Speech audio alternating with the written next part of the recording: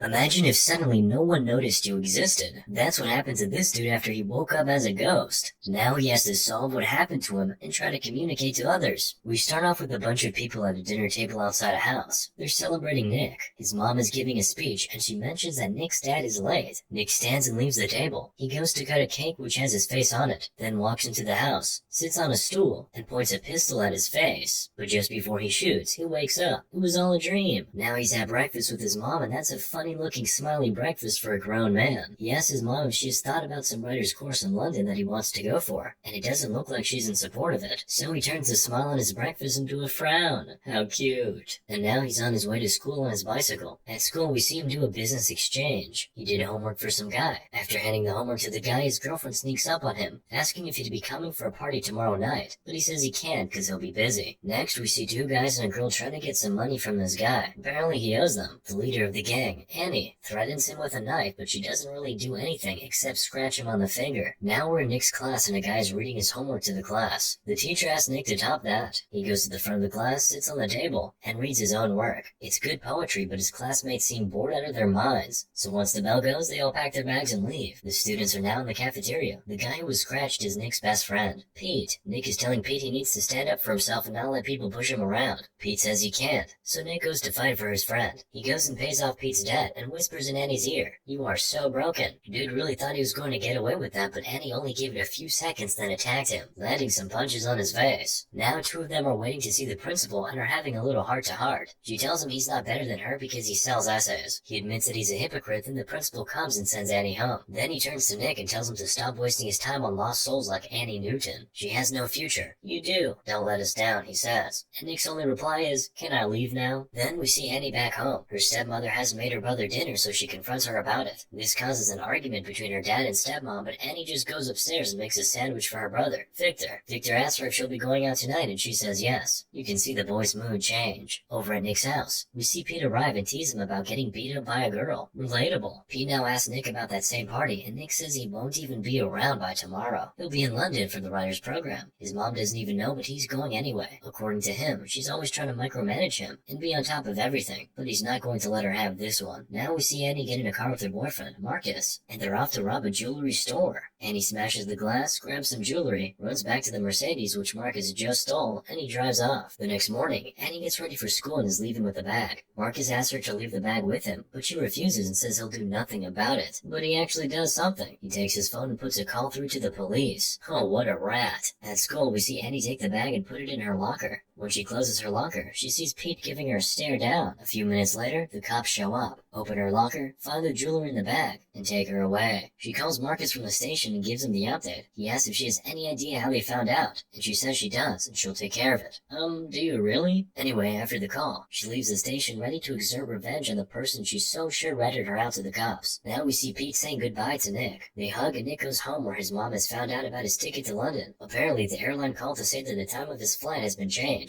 She confronts him about it. He apologizes and said he was trying to talk to her about it, but she notes that he has had the ticket for weeks, so he was going to go no matter what she said. But she's shocked he was just going to leave without saying a word. She says she feels like she has been living with a stranger. Nick is now in his room getting ready to leave. He takes a watch and puts it in his pocket. Then we see Pete walking pretty briskly, and boom, some guy comes and punches him from nowhere. It's Annie's guys. They take him to Annie. She thinks it's him who ratted her out, so she's beating him up, trying to get him to admit to something he didn't do. The torture is too much for him to bear, so he says he'll tell her who did it. Boy, who are you about to implicate now? The answer is his best friend, Nick. Well, you just have to understand his rationale. It's not like he's a snake or anything. He just expected that Nick would have left the country by now, and Annie would not have anybody to beat up. But unfortunately for everyone, Nick's flight got delayed, so he's at the party asking his girl if she wants to go to London. While they hang out, he throws her the ticket and tells her to have a good time. It would appear that his mom's little speech changed his mind and he no longer wants to go. And you know that isn't good news for anybody. He's walking back home when a car starts chasing him and then pushes him to a ditch. It's Annie and her boys. They're beating him up now. Pete comes out of the car, tries to explain his rationale, but nobody's listening to him. Annie now picks Nick up and asks him, who's was broken now, and he still answers, "You are." We all love a guy with some balls, don't we? Okay, that may have come out wrong. Anyway, Nick's balls earn him a few more punches and a hard kick to the face. That kick kills him, so they go and dump his body in a hole. During the process, Nick's watch falls, but nobody notices it. I could forgive Pete before, but not now. How would you allow yourself to be part of that? He's your best friend, for crying out loud. Anyway, Annie goes home and confesses to Marcus. She tells him she clapped the guy who sold her out, and you can see the shock on Marcus's face, because he knows for a fact that that was not the person who sold her out. He's now asking her why she came to him. "You know I'm on parole, Annie. Why'd you come here?" He asks and sends her away. She feels betrayed. Betrayed? Wait till you find out that he's the one who sold you out. She smashes some stuff in his workshop, gives him an ironic kiss, and leaves. Then early the next morning, we see her burning her clothes from last night. You won't believe what we see next. Nick! He walks out of the woods looking unscathed. So clean and fresh. He walks to school, goes and sits in class, but here's the thing. No one can see him. He's, how do you say it? Invisible. Relatable. So nobody knows he's in class, even though he's sitting right there and can hear everything they're saying. They use that opportunity to get a few things off their chest about him, even his girl. She calls him pretentious and says he's always trying to make himself feel important. You can't trust these girls, man. But then again, his best friend also betrayed him, so actually, don't trust anybody, bro. At first, he thinks they're only messing around with him, but then he takes a book, throws it at his shelf. The book never even leaves the table. He then goes to the telephone in the principal's office to call his mom. He's right in his principal's face, but the principal can't see him. This guy must be John Cena. Then he shouts out to his mom. He can hear her talking to the detectives about him, but she can't hear him. He's running home now. On his way, he clatters into someone in the school hallway, gets hit by a car, run over by a truck, but nothing really happens in real life. He gets home and sees detectives all around his house doing everything to find him. He tries to put his mother out of her misery by telling her he's dead, but of course she can't hear him. Now he's just wandering the streets. Man, if I found out I was invisible, I would be doing a lot more than just walking the streets. Anyway, the detectives, Brian and Kate, are making headway with their investigation. They spoke to the principal who told them Nick got in a fight with Annie, so they head to Annie's house. Apparently, Brian knew Annie when she was little because her dad used to be a cop. They're up on the roof asking Annie what she was doing last night, and Nick is there to supervise her lies. But he also finds out that Annie clapped him because she thought he ratted her out. He throws her off the roof, but you know, that just doesn't work. The detectives take a search party out to the woods where Nick's body was dumped, and Annie calls Pete and tells him to be there. Nick hears that and gets visibly sick. He's in his room now and he can see his mom come in and go through his stuff. She's reading a poem he wrote, and he's reading along with her. His pet bird joins him in invisible paradise. He holds it in his hands, and after some seconds, it disappears. That's a revelation for him. He says, "I'm alive," and he runs straight to where his body was dumped. He's trying to get the search party to find him, but he's not having much luck with the humans. The dog, however, first seemed like he could see Nick, but he turned away at the last second. The dog helped find Nick's watch, though. Now Pete is reporting to Annie and the rest of the gang. He feels they'll soon be found out, so he says he'll go to report to the police. Annie tells him if he reports, he goes to jail too. Meanwhile, Nick is there listening to everything. Annie now sneaks back into her house and she's trying to pack up her stuff and run away. Victor wakes up and asks if she's going to go away and never come back like Mom. Oof, that's pretty heartbreaking. Annie is crying now. She might be stone cold, but she's soft when it comes to this boy. She tells Victor to never be like her. Excellent advice. Her dad walks into the room and tells her to leave, and she says cool, but if anything happens to her younger brother, she'd be back and she'd clap him. She leaves the house and Nick does one of his monologues again, telling her her horrible family dynamic doesn't excuse anything she has done. The search in the woods intensifies. We can see choppers and ambulances now. A professional says if Nick is alive out there, he has 2-3 days tops. Now we get a visual of Nick's body, and we see his fingers twitch. He's really alive. Detective Brian now goes to have a word with Marcus. He asks him if he was with Annie on Tuesday night, and of course he says yes. He then asks him if he was with her the night before, when she robbed the jewelry store, and he said no. He knows nothing about that. Of course, Brian knows Marcus has been on parole for 8 months, but he doesn't stress that too much. He just drops his card and tells Marcus to call him if he sees Annie, because he wants to talk to her about a missing person at her school. Finally, Brian makes sure he lets Marcus know that he knows the exact brand of car that got stolen that same night the jewelry store was robbed. Nick is now telling his mom how he knows this won't change a thing for her, because she always has everything under control. He's shouting at her, shaking her, scattering everything on her table, even throwing a chair through the window. But of course, none of that actually happens. A few moments later, his mom breaks down and starts crying. She's really weeping and calling out Nick's name. Pete is taking a walk under the rain when Marcus comes from nowhere, grabs him, and points a gun at his chest. Marcus tells Pete that he's being followed by the police, and he actually is. He takes him into the woods and Pete points to him where the body was dumped. The next day, Marcus tries to trick Annie to come to a location direction so he can clap her, but she suspects something, so she calls Pete and tells him to go instead. Pete goes and is followed by Detective Kate, after Nick did his best to get her to wake up and look.